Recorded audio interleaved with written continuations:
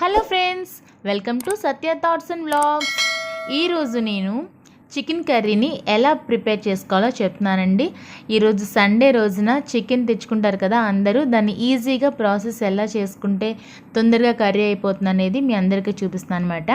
అయితే నేను 1/2 KG chicken తీసుకున్నానండి. ఈ 1/2 కేజీ చికెన్ని కడిగి పెట్టుకున్న తర్వాత సపరేట్గా ఇంకో బౌల్ తీసుకొని ఈ బౌల్లోకి ట్రాన్స్ఫర్ చేసుకుంటున్నాను. అయితే ఇలా కడిగి పెట్టుకున్న తర్వాత దీనిలో మొత్తం నేను అన్ని ఐటమ్స్ అన్నీ ఒకసారి కలిపేస్తానండి. అయితే దీంట్లో కొంచెం పసుపు, ఒక 2 స్పూన్లు అల్లం వెల్లుల్లి పేస్ట్ వేసుకోవాలండి. అల్లం వెల్లుల్లి పేస్ట్ తర్వాత మనం ఇంట్లో చేసుకున్న పొడి మసాలా ఉంటుంది కదండి, అదొక 2 స్పూన్స్ వేసుకోండి. పొడి మసాలాలోనే యాలక్కాయలు, ధనియాలు అన్నీ వచ్చేస్తాయి కదా, లవంగం, దాల్చిన చెక్క, అందుకే అనమాట. అదొక 2 స్పూన్స్ వేసుకొని సాల్ట్ ఒకసారి వేయకుండా కొంచెంగా వేసుకోండి. ఇలా వేసుకున్న తర్వాత ఏం చేస్తారంటే ఒక నిమ్మకాయ ఉంటుంది కదండి, దాని నిమ్మకాయ రసాన్ని ఒకదాన్ని ఫుల్గా వేసేసుకోండి. దీని తర్వాత కారం మీరు ఎంతైతే వేసుకుంటారో అంతా ఒకసారి వేసేసుకోండి. డైరెక్ట్గా వేసుకున్నా పర్వాలేదు. ఇట్లా ఒక 2 స్పూన్లు వేసుకోండి. దీంట్లోనే ఒక 4 పచ్చిమిరకాయలు కూడా వేసేసుకోండి. ఇలా వేసుకోవడం వల్ల పచ్చిమిరకాయలో ఉన్న ఘాటు కూడా చికెన్కి పట్టేస్తుంది అనమాట. ఇలా తర్వాత ఒక ఎగ్ తీసుకొని ఎగ్ కూడా ఒకటి వేసుకోండి. ఒక 1/2 కేజీకి 1 ఎగ్ అయితే సరిపోతుంది.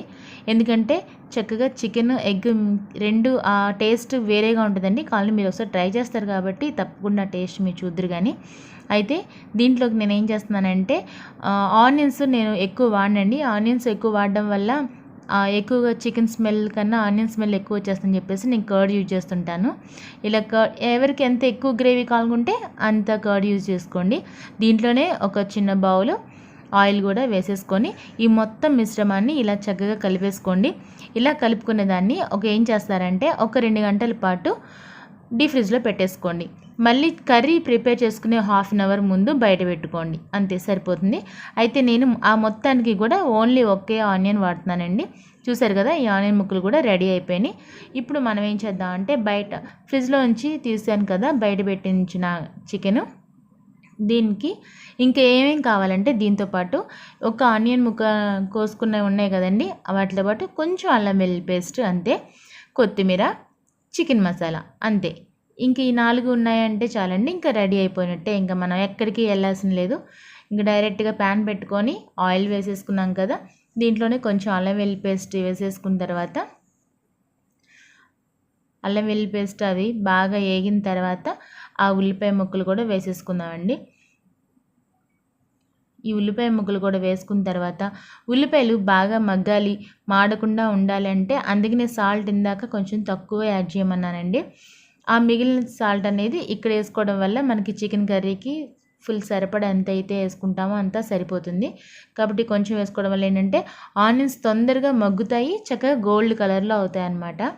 అందుకోసమే ఇప్పుడు ఈ 2 మగ్గిపోయినాయి కదండి, ఉల్లిపాయలు ఆల్మోస్ట్ మగ్గిపోయినాయి, గోల్డ్ కలర్లోకి వచ్చేసినాయి.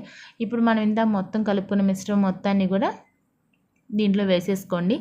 ఇంకా వేసేసుకొని మొత్తంగా కూర మొత్తాన్ని కూడా కలుపుకొని ఏం చేస్తారంటే దీన్ని ఒక్క 10 నిమిషాల పాటు హై ఫ్లేమ్లోనే ఉంచి మూత పెట్టేయండి. ఇలా హైలో పెట్టి మూత పెట్టి ఉంచిన తర్వాత ఒక 10 మినిట్స్ తర్వాత మనం దాన్ని చూస్తే కనుక ఇలా మగ్గిపోయి ఉంటుంది. దాంట్లో ఉన్న వాటర్ అనేది చాలా వరకు వెళ్ళిపోతుంది. కాకపోతే ఇంకా కొంచెం ఉంది కాబట్టి మళ్ళీ ఒక్కసారి అటు ఇటుగా కలుపుకొని మళ్ళీ ఇంకొక 10 నిమిషాలు లో ఫ్లేమ్లో పెట్టేసుకోండి. లో ఫ్లేమ్ అయినా పర్వాలేదు, మీడియంలో అయినా పర్వాలేదు. ఇలా పెట్టిన తర్వాత మళ్ళీ ఒకసారి మీరు అబ్జర్వ్ చేసినట్టయితే కనుక ఆయిల్ అనేది రిలీజ్ అవుతుంది. ఆయిల్ రిలీజ్ అవుతుంది అంటే ఆల్మోస్ట్ మన కూర అనేది అయిపోతున్నట్టే. అయితే ఇప్పుడు ఏమి చేయాలంటే మనం దీంట్లో ఇంకా మన పొడి చికెన్ మసాలా వేసుకోలేదు కదా, నేను 1/2 కేజీ చికెన్కి ఇలా 5 రూపీస్ చికెన్ మసాలా వేసేస్తానండి, సరిపోతుంది. నేను ఇప్పుడు వేసిన క్వాంటిటీస్ అన్నీ కూడా పక్కాగా సరిపోతాయి. చూసారు కదా, అది వేసుకొని ఇంకొంచెం సేపు అలా కలుపుకొని ఇంకా ఆల్మోస్ట్ కూర అయిపోయినట్టేనండి. 1/2 అవర్ వరకు పట్టదు కదా చికెన్ కర్రీ, కాబట్టి దీన్ని ఇంకొక 2-3 మినిట్స్ ఒక లో ఫ్లేమ్లోనే పెట్టి ఉంచుకోండి.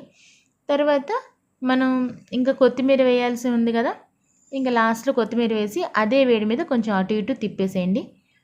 ఎందుకంటే కొత్తిమీర ఇప్పుడు బయట దొరికేది కూడా ఈ వర్షాకాలంలో ఎక్కడ పడితే అక్కడ కడిగేస్తుంటారు కాబట్టి మనం దాన్ని డైరెక్ట్గా తినకుండా కొంచెం ఇట్లా వేడి మీద వేయడం వల్ల ఏంటంటే దానిలో ఏమైనా ఉన్నా కడిగి వేసినా సరే దాంట్లో ఏమైనా ఉన్నా కానీ కూడా పోతాయండి.